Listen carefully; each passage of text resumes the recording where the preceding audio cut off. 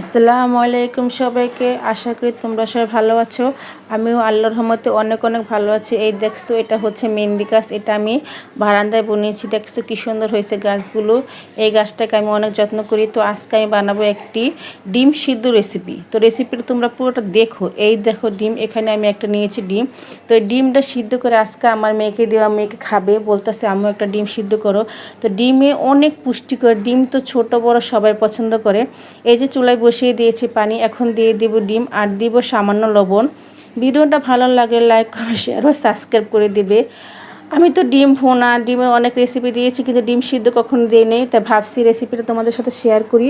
আর দিয়ে দিলাম, প্রথমে বলেছি সামান্য লবণ। এই দেখো আমার ডিমটা কি সুন্দর হইতাছে, প্রায় হয়ে গেছে। এখন ডিমটা তুলে নেব। তুলে নিয়ে ডিমটা ভালো করে ছেলে নেব। এই দেখো ডিমটা আমি সুন্দর করে ছিলতাছি। এখন ছিলে দিব আমার মেয়েকে, আমার মেয়ে খেয়ে বলবে কেমন হয়েছে। তো এই দেখো সুন্দর করে ছিলতাছি, সুন্দর করে আমি ডিমটা ছিলবো। তো তোমরা একবার হলো ডিম সিদ্ধ করে খাবে বাসায়। আর দেখছো কি সুন্দর করে ডিমটা সিদ্ধ করছি।